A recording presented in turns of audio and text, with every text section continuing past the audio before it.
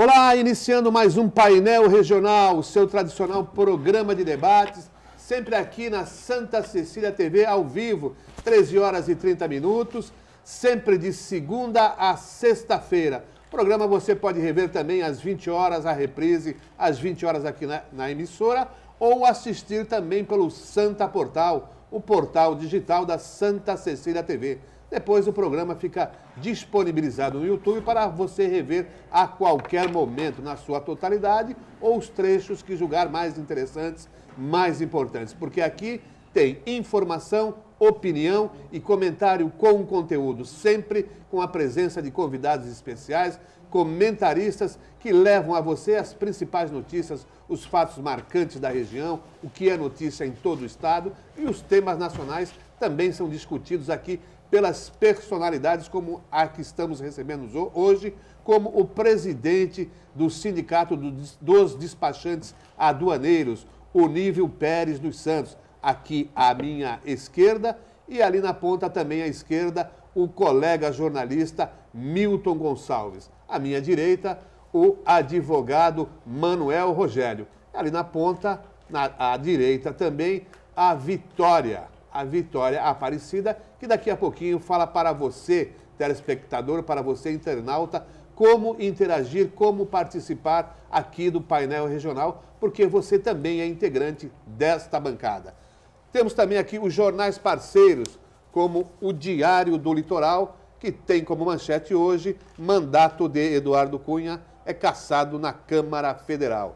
Eu passo aqui um exemplar para o Nível e outro ali para o Milton Gonçalves, assim como também uma edição, um exemplar para o doutor Manuel Rogério. Outro jornal parceiro do mesmo grupo do Diário do Litoral, a Gazeta de São Paulo. Tem como manchete hoje, diante de Lula e Temer, Carmen Lúcia assume o STF, Supremo Tribunal Federal. Segue também uma edição para o Nível e outra para o Milton Gonçalves, assim como uma edição aqui para o Manuel Rogério. E a gente vai abrindo aqui o debate de hoje, cumprimentando os nossos convidados, como o Nível. Tudo bom, Nível? Prazer em recebê-lo novamente aqui no painel regional. Boa tarde a todos. Obrigado, Heraldo, pela oportunidade de falar um pouco sobre o despachante aduaneiro, sobre o porto. Eu acho que sempre é importante de poder discutir esses assuntos aqui. Tá certo. E ali ao lado do Nível, o colega Milton Gonçalves. Tudo bom, Milton? Boa tarde, Heraldo, doutor Manuel Rogério, o Nísio, enfim, aos telespectadores. Um dia histórico, né, para o país, né? Uma nova etapa se construindo no Congresso. Vamos ver o que vai dar. Exatamente. Manuel Rogério, um dia novo aí, um dia de muitos ventos aqui na Baixada, né, na região toda. Sim, é um dia novo. Mas eu quero cumprimentar primeiro os nossos telespectadores, afinal eu quero fazer minhas as palavras da nova presidente do Supremo Tribunal Federal, que saudou na frente de todos o povo, acima de tudo, quebrando uma rotina que é de saudar primeiro a autoridade mais alta. Então, para ela, acho que ela citou muito bem, a maior autoridade é o povo. E para nós aqui dessa mesa, do painel regional, a maior autoridade são os nossos telespectadores. Afinal, se não fosse ele, nós não estaríamos aqui. Quero saudar o Onível Pérez, do Sindicato do Despachante Aduaneiro, que tem uma boa atuação aqui no Porto de Santos e demais portos da região, e o nosso radialista Milton Gonçalves. Muito bem. E ali a Vitória, como disse no começo, a Vitória está aqui temporariamente substituindo a Jéssica, que fez uma pequena cirurgia, mas daqui a alguns dias ela estará de retorno conosco. Vitória, tudo bom? Tudo bem, Heraldo. Boa tarde aos convidados. Estamos aqui hoje para garantir a participação do público, seja pela página do Facebook Painel Regional, como pelo telefone 3223-1120 ou pelo outro número 3223-7676. Muito bem. Como o Milton já tocou no assunto, mas o deputado Eduardo Cunha foi cassado, né, por 450 votos contra 10. Ele teve seu mandato de deputado federal cassado por seus pares ontem à noite. O processo demorou cerca de um ano, exatos 336 dias. Acabaram-se os problemas uma casa de leis cujos integrantes deveriam ser íntegros, passar quase um ano para afastar um deputado? Não tem algo errado aí nessa atual sistemática brasileira, o Manuel Rogério? Tem não algo de errado, tem algo de muito errado. Afinal, eu penso que não foi nenhuma surpresa para todos aqui da mesa, como não foi nenhuma surpresa para os telespectadores.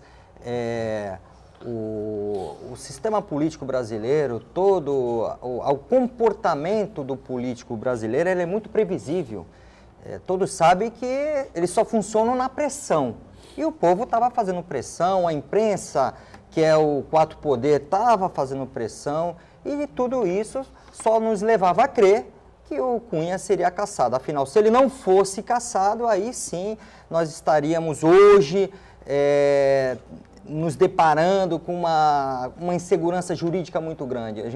Nós estaríamos nos deparando com uma situação insustentável para todo esse clima político brasileiro.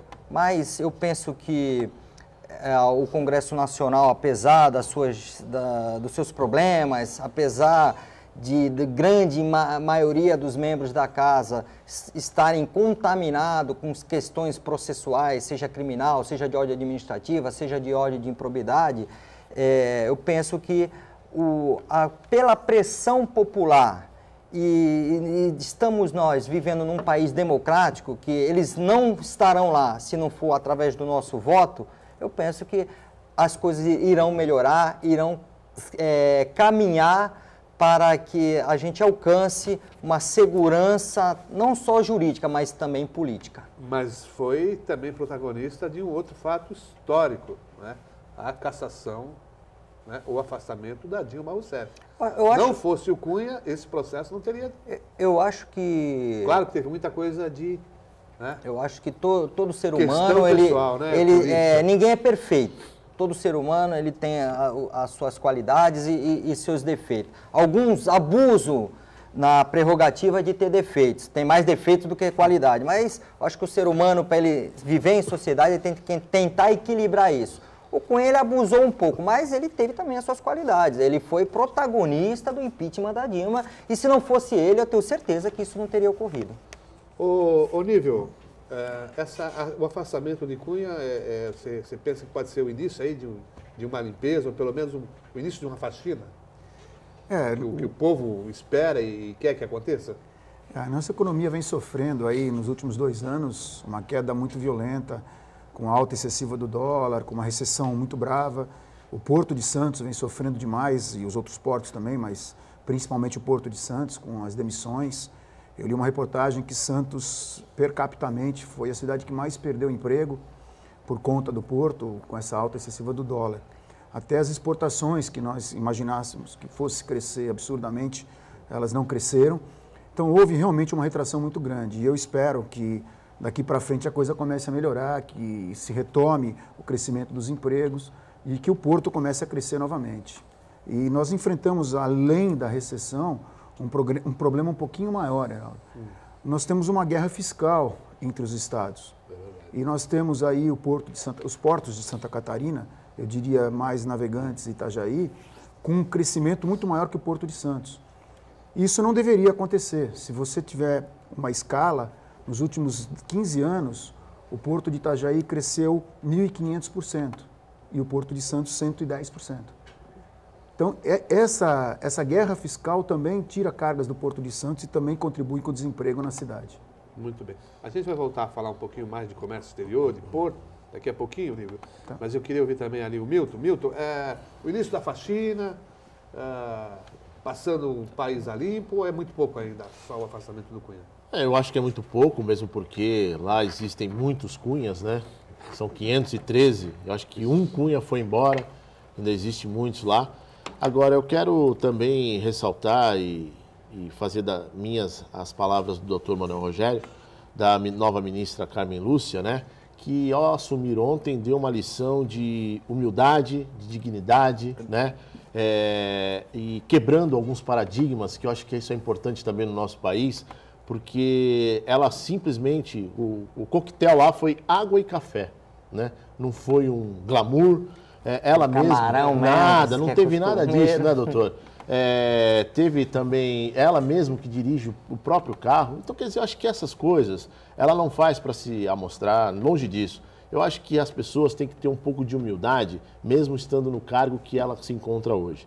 Então, eu quero parabenizá-la pelo lindo trabalho e pela humildade que ela tem. E com relação ao Cunha, eu acho que ele não está nem um pouco preocupado. Essa hora ele já deve ter almoçado o seu camarão, né? Junto com a sua esposa. Não, eu acho que não. Eu particularmente acho que não. E aí vamos aguardar o livro dele, né? Porque delação premiada, ele disse que só bandido faz. Ele não é bandido, segundo ele. Ele vai escrever um livro e vai relatar tudo. E com relação ao impeachment da Dilma, eu acho que ele não fez mais que a obrigação dele, estando lá na frente da Câmara dos Deputados, né? Se fosse outro, também teria que fazer o mesmo. É a mesma história de alguns políticos quando vai pavimentar a rua, aí põe a faixa lá, agradeço lá, não foi mais que obrigação. Então o Cunha, ele fez o papel dele enquanto presidente da Câmara, né? E houve o impeachment. Agora vamos ver daqui para frente. Manuel Rogério, meu você malvado que favorito. milita na área, inclusive no STF, você acha que Sua Excelência, o povo brasileiro, vai ter vez mesmo um tribunal, a Suprema Corte, que só se ocupa dos poderosos? A gente viu no tempo lá do Joaquim como os advogados eram tratados. Se o advogado é tratado daquela forma, imagine o povo. Olha, Outra, uma posse em que estavam lá Luiz Inácio Lula da Silva, investigado. Piada. Zé Sarney, pego no grampo também.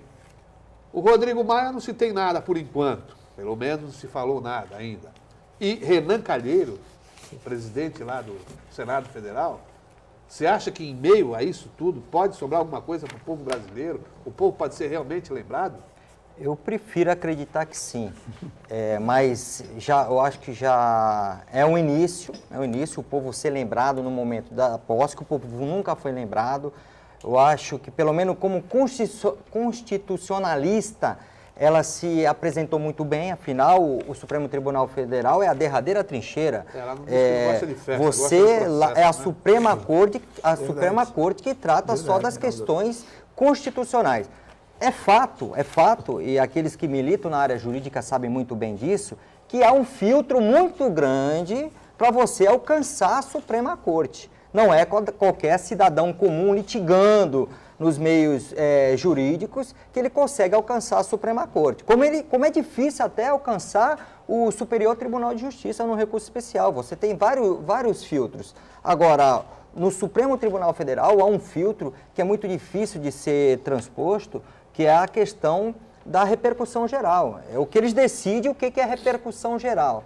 Então, dificilmente nós veremos um cidadão comum, uma situação peculiar de um cidadão comum alcançar a Suprema Corte. A Suprema Corte vai ser mais para decidir grandes causas, de grandes empresas, questões com o maior litigante, que é a própria Fazenda, são as próprias fazendas, não só a Fazenda da União, mas a Fazenda dos estados, como a Fazenda dos municípios. Esses são os maiores litigantes. Por quê?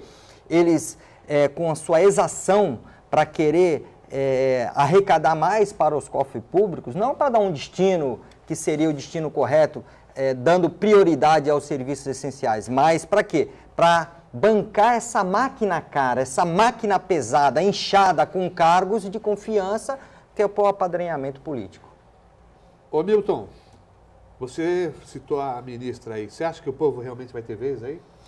Não, o povo, na minha modesta opinião, eu acho que o povo tem a sua vez. Mas nós não podemos viver desta pressão popular somente. A gente tem que viver, no mínimo, das pessoas que a gente elege e são os nossos representantes na Câmara Federal, no Senado, nas câmaras municipais, enfim.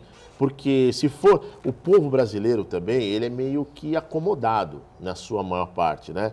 Se no domingo tiver a cervejinha gelada, o churrasco e o futebol na TV, dá para pagar a TV a cabo e o pay-per-view, tá tudo certo, né? a sua grande maioria, não estou generalizando. Então, eu acho que o povo, ele tem, claro, que se politizar mais, tem que estar mais ativo, mais atuante, conhecer quem está sendo representado por ele, isso sim. Mas eu acho que se for assim, vai ter uma hora que o povo vai falar, não quero mais saber de política, deixa lá os cunhas da vida, e aí é o que eles querem, né? É o que eles mais querem, é terem, que a população esqueça deles e que eles possam fazer o jogo deles. Mas, o Milton, aquilo que eu acho que no início do programa eu já falei, o político brasileiro é muito previsível. Ele, se não tiver uma pressão, ele não faz nada. E quem faz essa pressão? É o povo. Através do quê? Desse quarto poder que é a televisão. Sim. É isso aqui, ó, é o povo vindo aqui falando o que pensa, o que acha. Está aí o presidente do sindicato dos despachantes de aduaneiro, que vai mostrar uma realidade do que o que vivem as empresas que trabalham nesse comércio exterior, que exportam, que importam. Às vezes parece ser fácil, mas não é muito fácil não, porque você tem a interveniência do poder público. E quando o poder público põe a mão, nem sempre ele põe a mão para arrumar as coisas. Às vezes dificulta mais. Às vezes se deixasse naquele país, no neoliberalismo, né, fazer aquele novo liberalismo, que tudo liberal, talvez seria o ideal, tendo empresas sérias. Então, eu acho que as empresas que são sérias, elas querem se manter no mercado, elas trabalham direito. Agora, então foi a pressão popular que fez com que os deputados da região votassem pela cassação do... Com certeza, porque senão é corporativismo. Agora um parênteses. Doutor, você acha que se não fosse um ano eleitoral, o Cunha seria cassado? De eleições municipais, o Cunha não seria cassado?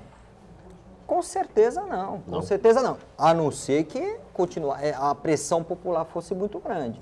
Eu acho que independente de ser ano eleitoral ou não, se tiver uma pressão popular muito grande, se realmente o povo estiver se mobilizando e mostrando interessado naquilo que está acontecendo, agora se a pessoa se estagnar e ficar na sua cervejinha de domingo, como é que é? Você falou da pay-per-view? O pay-per-view, meu amigo me falou que tem uns que tem gato até, aí... O gato net. Aí não adianta. No estado de São Paulo, só 2 deputados federais votaram a favor do Cunha, né? Que foi o Paulinho da Força e o Marcos Feliciano, do PSDC. Isso. Só 2. Os outros foram de outros estados, mas no estado de São Paulo, só 2 deputados foram a favor do Cunha. E aqueles que votaram contra? Que eram parceiríssimos. Sentava do lado. E os nossos daqui da região? Votaram sim a favor do afastamento, que foi o Beto Mansur. O Papa eu não sei se foi, eu não vi a lista. Votou. Se o Papa estava lá, o Papa. Votou. E o Marcelo. Pela cassação. E o Squassone votou. Pela pressão? Aí você quer me colocar na sinuca de bico? Pela pressão. O Beto Mansur e o próprio Papa... Pela pressão. Pela pressão. Elogios, o Beto Mansur sentava do lado do Cunha na mesa, mesmo porque ele é o primeiro secretário, né? E era um defensor, ele e o Paulinho da Força eram defensores diários, né? 24 horas por dia do Cunha. E agora vota contra o afastamento. O Paulinho foi mais alto. Será que houve um acordão também? Como houve no impeachment? Eu acho que o Cunha começou a cair quando o Supremo o retirou da presidência, a presidência da Câmara. Num ato ali que não tinha como também o Supremo se manifestar daquela forma. Foi uma decisão de força. Ou não, doutor? Foi na verdade, foi uma invasão de competência, porque os poderes, a teoria do freio e contrapesos, né? Você tem os poderes para equilibrar, então cada poder é autônomo, cada poder decide internamente. As questões jurídicas podem ser discutidas perante o Supremo Tribunal Federal, mas não as questões interna corporis, que seria o caso do Cunha. Acho que ali houve, suplantou a competência do Supremo Tribunal Federal, acho que ali seria uma questão para ser resolvida internamente, mas eu digo sempre que o Supremo, por ele ser o órgão supremo, ele nem sempre julga só juridicamente, ele julga também com bom senso. E faz parte dele também, como um poder supremo no Brasil, pacificar a sociedade. Eu acho que nesse momento ele decidiu para tirar o Cunha para a pacificação, porque ele enxergou que se fosse depender da norma interna corporis, só os deputados aí teriam um corporativismo e a pressão popular não seria suficiente para tirar eles da presidência. Começou a cair ali. Doutor, só uma pergunta. Eu li outro dia no jornal que em 90 dias de Lava Jato, nenhum político foi preso. 2 anos. Somente, saiu o jornal, nos últimos 90 dias, nenhum político foi preso. Isso aí já é um corporativismo? Eu não posso falar assim.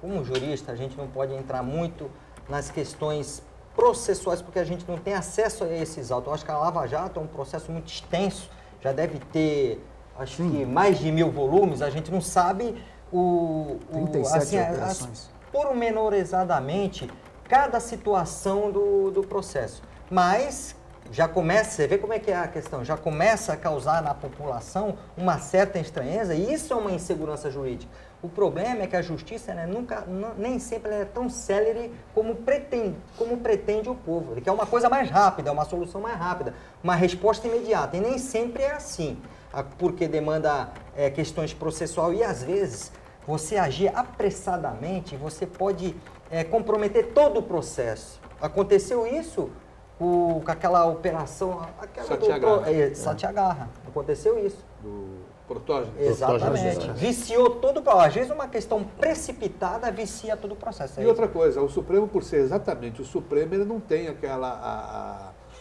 praticidade de atuação dos tribunais de primeira instância, que fazem, o trâmite do processo. Ali, o Supremo, atulhado de processos, que são, na maioria dos seus casos, revisões, né, em última instância. Ele não vai fazer aquela tramitação, né, a atuação, como se espera num tribunal de primeira instância. Então, ele fica tudo acumulado. E, realmente, mas a partir do momento que a população começar a cobrar, a ministra Carmen Lúcia vai ter que se explicar também. Porque se ela está invocando e reverenciando o povo brasileiro, vai ter que dar uma solução como levantado aqui pelo nível, né? Essa questão vai ter que ser atacada, viu, Manuel Rogério? A impressão que fica é que eles só estão prendendo os corruptores, os corrompidos não. Essa é a impressão que fica para o povo. Pelo menos as pessoas que a gente... Supremo, lá por, exatamente. Por Curitiba, né? É essa impressão que, com alguns colegas que a gente conversa, que fica, que só quem está corrompendo. O corrompido sai livre. Não sei se, como você explicou, pode ser, não conhece a fundo o processo. A fundo o processo. É porque o Supremo Tribunal Federal tem 11 ministros. Agora, você imagine, além das questões de ordem, você cuidar de todo um país. A coisa vai afunilando. Vai afunilando das primeira instância, várias primeiras instâncias, depois os tribunais, aí você tem Tribunal de Justiça, os tribunais de justiça estaduais. E você tem os tribunais regionais federais. E você tem questões também da justiça especializada. E tudo isso, se for questão constitucional, ele faz um funil para o Supremo Tribunal Federal. Por isso, de início, eu fiz uma crítica no sentido de que não é qualquer cidadão do povo que vai conseguir alcançar o Supremo Tribunal Federal, mas eu não acho que isso está errado, porque senão você sobrecarrega o Supremo para 11 ministros, apesar de ter seus assistentes. Muito bem, vamos fazer um pequeno intervalo e a gente volta daqui a pouquinho.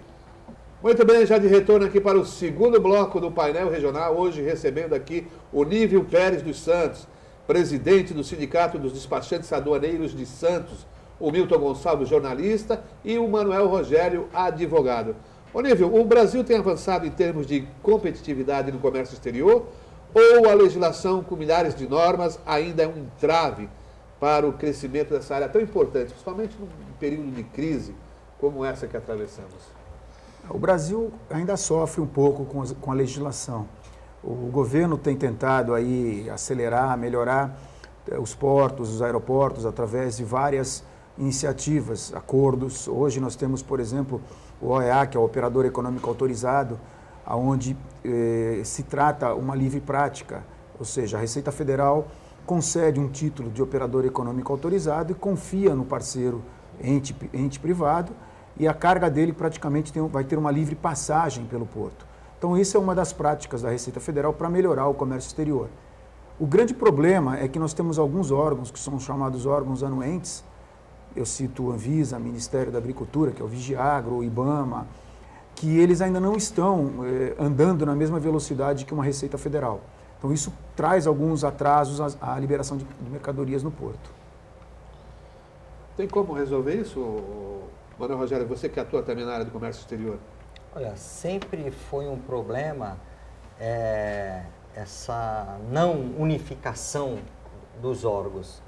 Sempre foi um problema você ter a Receita Federal e os órgãos intervenientes que o Nível citou bem agora. Vou citar um exemplo. Se você é um importador, você vai trazer uma mercadoria do exterior e essa mercadoria estiver lá classificada com a necessidade de um órgão desse interveniente, vamos citar aqui o Ministério da Agricultura. Você tem que ter autorização de embarque. Você faz a autorização de embarque. Se você fez a autorização de embarque, você veja a insegurança jurídica que é isso. Você fez a autorização de embarque. O que você faz? Pode embarcar. Coloca a carga no navio e o navio vem.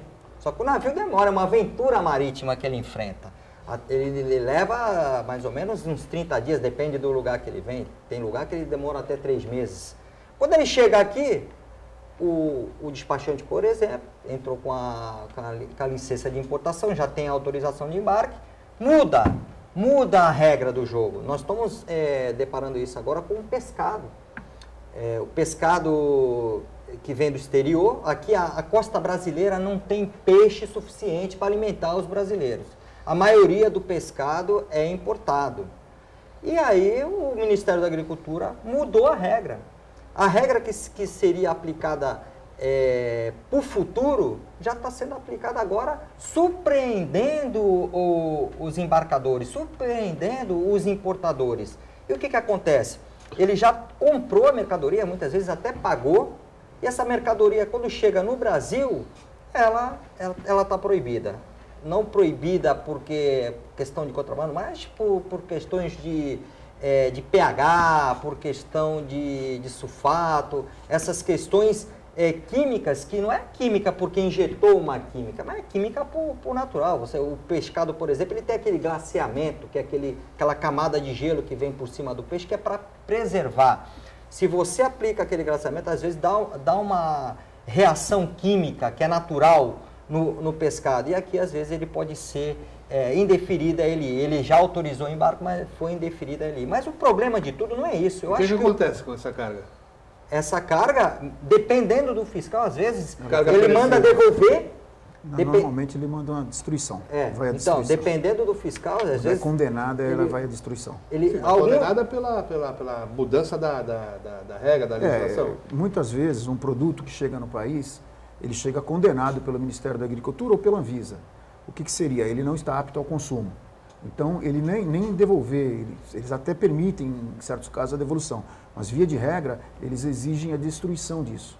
E isso aí, você imagina o custo disso. Porque se o fiscal lá, no momento que ele colocar lá destruição, imprópria para o consumo, e se ele manda destruir, aí não ficar discutindo se vai devolver, se não vai devolver, ele mandou destruir. Aí o importador, além de ter pago a carga, ele perde, vai ter que dar destinação, porque tem toda uma questão ambiental, é lixo.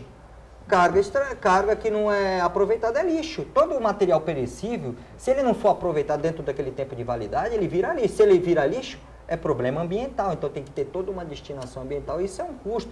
Mas eu vejo, pelo que eu vejo das empresas, o problema não é esse. O problema são as demoras nos pontos de fiscalização. Por quê? O Nível sabe, o porto é um chão, vou falar chão, o costado, ele é muito caro. Ele é muito caro porque, por exemplo, em matéria perecível, você tem que ter eletricidade, você tem armazenagem, aí você tem todo aquele conjunto e a demora agrega muito ao preço. Isso atrapalha todo o planejamento daquela empresa. Ah, então não vamos importar mais. Vamos ficar sem peixe, não vai ter peixe no restaurante. Eu estou citando peixe, é uma coisa pontual, mas são vários outros produtos. Hoje o governo trabalha desenvolvendo um sistema chamado Portal Único do Comércio Exterior, ou janela, como alguns chamam de single window. Essa janela única, como eles dizem, onde todos os intervenientes, a Receita Federal, vão imputar seus dados. Hoje você tem que apresentar o mesmo documento em 3, 4 órgãos, entidades públicas. A janela única você apresenta uma vez só e todos... Mas isso é um projeto ainda ou... Já está em andamento, já está em teste, deve entrar em breve em funcionamento. O grande problema é que nós temos no porto os postos de atendimento. E muitas vezes esse pessoal, os postos de atendimento, eles têm dificuldade com o pessoal. E aí nós temos feito idas a Brasília, conversar com as autoridades em Brasília para poder melhorar o atendimento no posto.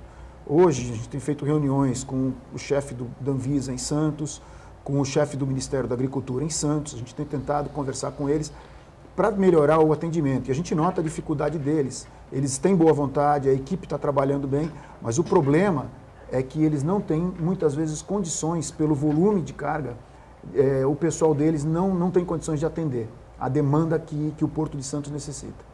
Às vezes, o telespectador pode perguntar, mas não vamos importar porque vamos proteger, não vamos sair do peixe, não vamos importar porque vamos proteger a indústria nacional, vamos produzir, vamos consumir aquilo que o Brasil produz. Mas isso é um equívoco, porque se você pensar comércio exterior, é uma troca. Então, você tem que controlar as fronteiras do Brasil, a alfândega do Brasil, mas não com incompetência, não colocando dificuldade, controlar com competência. Olha, não vai entrar produto aqui que não é bom para o brasileiro. Vai ter que ter a tabela, eu vou aplicar a mesma alíquota que você me aplica lá, porque é uma troca. Porque se o Brasil não abrir sua economia, se o Brasil se fechar, fica como muitos países aí, quando tem embargo, ele quebra o país. Aconteceu com Cuba, aconteceu com vários países que têm embargo da ONU. Esse país não consegue... São os acordos comerciais, né? Todos tratados através do MDIC, né? O Ministério de Desenvolvimento, Indústria e Comércio. Esses acordos, eles facilitam, eles diminuem as alíquotas de impostos através de um acordo comercial. Então, basicamente, o que acontece? O Brasil, ele demora muito para fazer esses acordos e nós acabamos perdendo competitividade com o comércio exterior. Onível, e essa questão do dólar alto, isso favorece, por exemplo, o exportador, prejudica o importador, enfim, como é que fica o equilíbrio dessa questão de se trabalhar, por exemplo, com o dólar alto no comércio exterior? Olha, o dólar alto, ele prejudica também o exportador, porque muitas vezes ele tem que importar insumos para poder produzir. Então, ele também sofre com o dólar alto, exceto o agronegócio. O agronegócio não, ele tem aí um ganho grande nisso. Agora, as importações, que muitas vezes conseguem equilibrar o mercado sem que tenha reajuste de produtos, não consegue suprir a demanda, como o advogado falou, a gente não consegue suprir a demanda de produtos no Brasil. Heraldo, assim, pior que o dólar alto é o dólar volátil, porque você não consegue ter um planejamento, você não consegue imaginar o que você está trazendo. Isso aconteceu muito aqui no Porto de Santos. Não, acontece. Hoje, por exemplo, você compra uma carga na China ou na Europa, você demora 20, 30 dias para que ela seja produzida, mais 20, 30 dias para chegar ao país. Então, você está projetando 60 dias de um dólar que você não sabe a quanto vai estar aqui.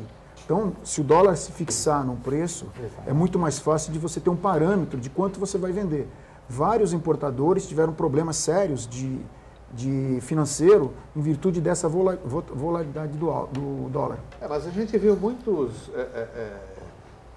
exportadores aí comemorando porque estão ganhando muito dinheiro, essa coisa toda. O agronegócio. Só o agronegócio. O agronegócio. É que, digamos que é o maior beneficiário da história, Heraldo. E o agronegócio, depois vou abrir para o Milton aí, disso você vai poder falar, o agronegócio é o grande problema aqui do Porto de Santos. Porque também, Santos fica como um servidão de passagem. Ele não agrega riqueza para a nossa cidade. Nós só ficamos com ônus. Só ficamos com ônus. Aí você vê assim, o Porto de Santos bateu recorde.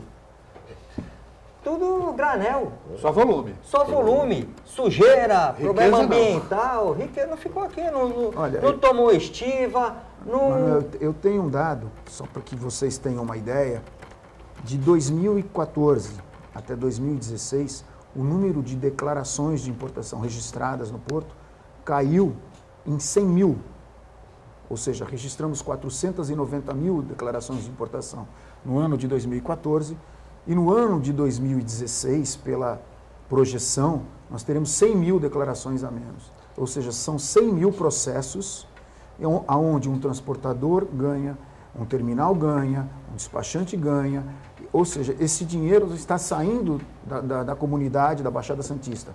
Eu digo ganho direto, tem mais o ganho indireto, porque esse dinheiro fica na Baixada e também é gasto no comércio, e é gasto em restaurantes. Então, a perda é muito grande. Agora, Onível, eu vou aproveitar que daqui a pouco vai abrir para os telespectadores, mas eu quero te fazer uma pergunta. Eu tenho muitos clientes que são despachantes, o pessoal tem gostado da tua atuação no sindicato, Obrigado. mas é um problema que ainda continua com os despachantes, que são as questões dos demurges. Por quê? As companhias marítimas, elas exigem para liberar o contâiner que o despachante assine como devedor solidário. Ele assina uma solidariedade. Pelo Código Civil, a solidariedade ela não se presume. Ou é acordo ou é prevista por lei. Por lei não existe isso. Mas quando você vai lá e exara a sua assinatura naquele termo de liberação, dizendo que você vai devolver em tantos dias e que você aceita todas aquelas condições do armador, e você é coagido aquilo, você é solidário. Então, se o cliente tiver um problema depois, fica o colo do despachante. Eu vi muitos despachantes com problema, que estão problema financeiro até hoje por conta desses termos de solidariedade na liberação, na questão do demurge. Nós temos feito um trabalho, consultamos inclusive alguns advogados. Veja, esse termo, ele pode ser assinado pelo despachante, como ele também pode ser assinado pelo importador. Então, eu costumo normalmente mandar para os importadores assinarem esse termo. E aí, a gente retira a responsabilidade. Mas isso é uma das reuniões que eu estou tendo com o pessoal das companhias marítimas, porque nós não concordamos com esse tipo de pressão em cima do despachante aduaneiro. Na verdade, o importador passa a responsabilidade para você, porque se ele te passa uma procuração e ele confia no seu trabalho, ele também pede que você assine esse termo. Então, a gente entende tudo isso. Esse é um trabalho que a gente tem feito junto com um grupo de advogados para ver se vale a pena entrar juridicamente e proibir que seja incluído o nome do despachante aduaneiro como devedor solidário. É uma luta da classe mesmo, porque grande assim, essa luta. O despachante ele é um mandatário daquele que outorga a procuração para ele, que é o importador. Mas, ora, a companhia marítima, muitos ainda põem, além de mandatário, apesar de mandatário, assina solidariamente. Assinou solidariamente, não tem jeito, você está aceitando. É aí a questão que a lei aplica na lei. Ela pode ser por convenção das partes. Sim. Quando você assina, é uma convenção.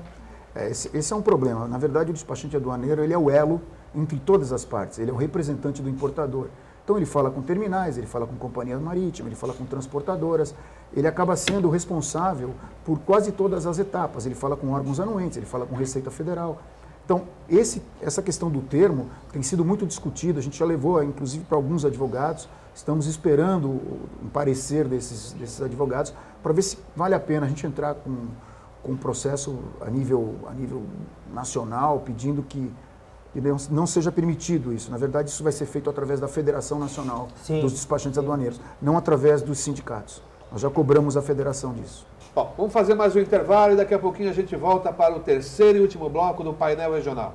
Olá, já de retorno aqui para o terceiro e último bloco, e a gente vai direto ali com a Vitória. Vitória, participação dos telespectadores? Sim, Heraldo. João do Marapé pergunta: por que o Ademir Pestana só faz leis para beneficiar uma categoria específica? Fez assim proibido o Uber e agora faz beneficiando só os oficiais de justiça.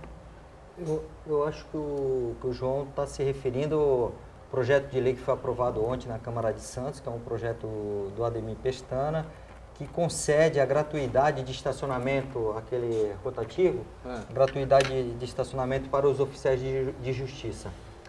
Eu não sei, essa questão do Uber que ele fala, porque teve aquela lei dos taxistas também, que ele, junto com o sindicato dos taxistas, fizeram uma lei para proibir o Uber em Santos. Olha, essa questão dessa lei específica que foi aprovada ontem, eu posso falar porque eu acompanhei a sessão da Câmara de Santos ontem. Ao meu ver, eu falei no começo, eu vou repetir aqui, o político é muito previsível. Época de eleição, as pessoas querem se reeleger e se apegam a determinadas categorias porque aquelas categorias vão trazer votos para eles. Agora, é importante que os políticos de Santos tenham em mente que a lei é para toda a coletividade santista e que beneficiar determinadas categorias não é uma coisa bem vista aos olhos da população. Eu digo isso até porque eu vejo um problema nessa lei, um problema de legalidade, porque em época de eleição é proibido se dar concessões. Não pode dar aumento, não pode dar remuneração, não pode dar gratuidade de estacionamentos para o oficial de justiça, enfim, penso que haverá o veto do prefeito. Mas é importante que os vereadores de Santos tenham olhos para a cidade, mas assim, olhos mais abrangentes, que alcance toda a coletividade, que alcance um interesse coletivo maior e não se pegue inclusive, eu com todo respeito à classe dos oficiais de justiça, eu penso que o oficial de justiça está precisando de gratuidade de estacionamento. Mas essa gratuidade é só onde? No sistema de estacionamento regulamentado, Eles já gozavam dessa gratuidade. Não, os oficiais de justiça não. Sim, sempre. Não, porque sempre mas tiveram. é lei municipal? Não era lei municipal, era uma prática. Eles sempre tiveram essa gratuidade. Há alguns anos atrás você via aqueles cartões direto nos carros dos oficiais de justiça. O problema é que se agora você imagine agora se todos os órgãos, por exemplo, oficial de justiça, então vai ser da Justiça Federal, da Justiça Estadual, da Justiça do Trabalho, é abrangente.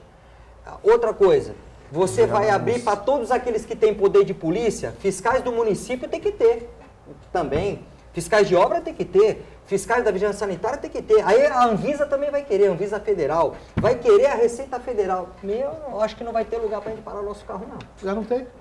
Já não tem. É verdade, já não tem. Viu? Tá difícil. Eu sei lá. Viu? Jornalista também tem, viu? É isso que eu ia falar. Então, o jornalista que vai cobrir os fatos, né? Aí alguém vai dizer assim, não, mas o jornalista está com a viatura da emissora que trabalha, nem sempre, na grande maioria das vezes, eu particularmente vou com o meu carro.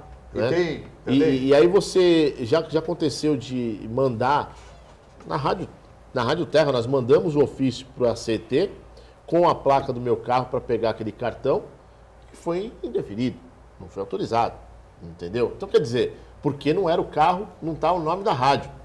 Então, quer dizer, agora, eu concordo com o doutor Manuel Rogério, eu acho que em ano de eleição tudo pode, né? E eu tenho certeza, né? Foi em primeira discussão ou segunda já, doutor? Primeira. A segunda deve ser para quinta? Será que já entra na quinta agora? Sim. Depois da manhã? Eu espero que o prefeito tenha... eu vou te confesso que eu não sei se foi primeira ou segunda. Eu acho que eu fiquei tão preocupado quando eu ouvi essa discussão lá. Eu espero não só eu, mas muitas pessoas ficaram comentando. Não, é claro, não estou dizendo que o oficial de justiça não tem esse direito. É nobre a função do oficial de justiça, é aquele que leva a ordem do juiz, que executa a ordem do juiz. Muitas vezes o processo, ele depende muito do oficial de justiça. Mas ele ganha. E muitas das vezes, doutor, e muitas das vezes o oficial de justiça, não estou generalizando e não quero ser indelicado, são meio truculentos. Você imagina ele já chegando, estacionando o carro, não, tá aqui meu cartão, por favor, fulano, tal, Eu tenho essa visão do oficial de justiça. Milton Gonçalves, eu tenho essa visão do oficial de justiça. Eu nunca fui intimado, graças a Deus, mas eu já visualizei algumas cenas que... Olívio, tem despachante tem também, não? Não, despachante não tem. Não, tem que pagar. Só para entrar no cais, né? Tem que pagar. Os terminais reservam lá uma salinha pra gente. Tem que arrumar um passezinho. Não é para estacionar veículo, não, né? Não. Tá certo. Ô, Vitória, mais participações? Fernando Araújo também participa aqui conosco, dizendo que o Lula falou mal da Suprema Corte, está sendo réu em processos, não possui mais nenhum cargo no governo e mesmo assim foi convidado para a posse da presidente do Supremo. E aí ele pergunta, ainda dá para ser ingênuo e acreditar que nossas instituições são isentas em suas atitudes? Ex-presidente da República, esse aí mesmo que venha a ser condenado, vai perder nunca esse título, e foi quem nomeou a Carmen Lúcia. Né? Se ela chegou onde chegou, a gente não pode esquecer que foi o Lula que indicou ela lá. Lembra daquele comentário no início, né? Todo ser humano ele tem defeitos e qualidades. Sim. O Lula também não é de todo defeito, é claro. Coisas boas ele fez também. Agora, não pode se exceder nos defeitos e preterir a qualidade. Manter o equilíbrio, né? E ele não precisa de nenhum cartão para estacionar o carro dele, porque ele anda de carro oficial. Né? Ainda tem 2 motoristas, tem 4 assessores, combustível, enfim, por aí. Isso está na Constituição. Está na Constituição. Tá na Constituição. Foi ele, inclusive, que... Mas não, O Lula não. O Lula não quis nem assinar a Constituição. O PT Não é a assinou. Constituição, mas foi ele que autorizou as mordomias dos presidentes. Foi o primeiro mandato dele. Não, isso é constitucional. Eu acho que não. constitucional. É constitucional.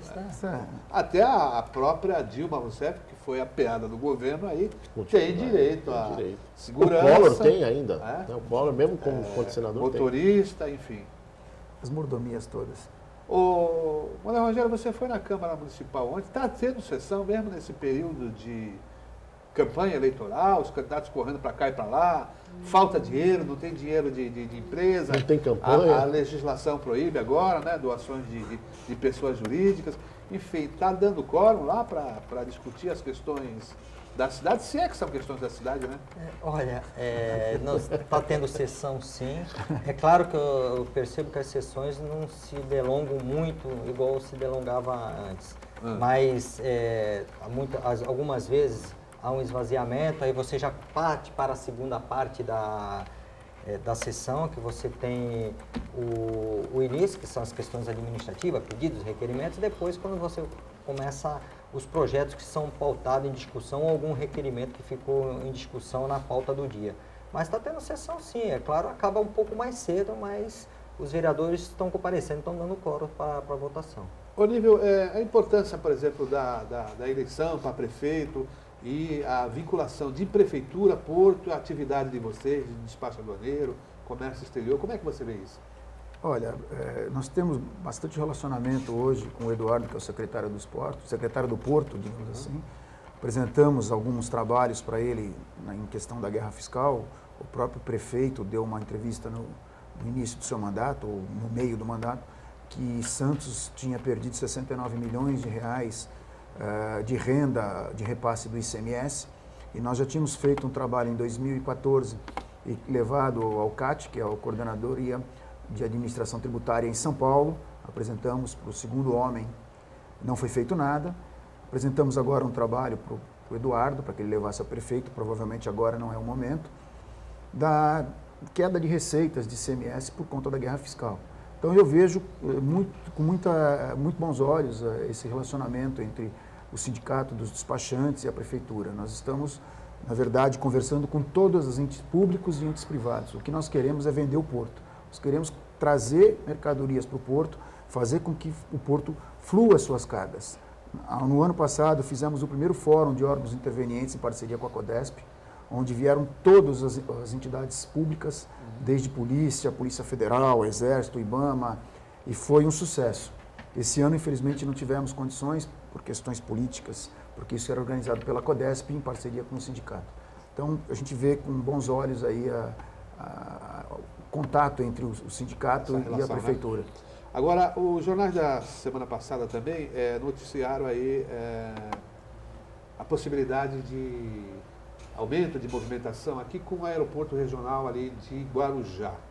Falo até na possibilidade de 6.300 novos empregos. Só que daqui a 30 anos. Eu acho um tempo demasiadamente longo, são praticamente duas gerações. Eu vejo o aeroporto do Guarujá, como túnel em Santos. Eu escuto essa história do túnel há muitos anos e seria para o porto muito bom esse túnel na entrada da cidade. Nós tiraríamos muitos caminhões que circulam aqui pela cidade. Então eu acho que nós temos que pautar as prioridades. O aeroporto é importante, mas o túnel também é importante. Nós temos um grande problema que é o escoamento de cargas. Nós temos hoje terminais modernos, terminais que conseguem competir com terminais da Europa, mas nós temos estradas muito fracas, estradas que estão sempre congestionadas, com problemas de assalto. Então, o maior problema hoje de Santos, na verdade, eu chamaria que é a retroárea. É como nós escoamos as nossas mercadorias. O Porto de Santos é o maior porto da América Latina, mas a nossa parte, onde nós temos que tirar essas mercadorias da cidade, ela ainda é bem deficiente. A mobilidade é o entrave, né? Exatamente. Manuel Rogério, 6.300 funcionários daqui a 30 anos? Olha, eu te confesso, não quero fazer nenhuma propaganda contra o aeroporto de Guarujá. Quando o Michel Temer esteve aqui, nós estivemos lá, O painel regional teve lá, fez uma entrevista. Na época, quem era o ministro da Aviação Civil era o Eliseu Padilha. Não, Moreira Franco. E é uma coisa importante para a região. Mas eu, como passageiro, eu te confesso que eu tenho medo daquele aeroporto. E algumas vezes que eu vim... A pista.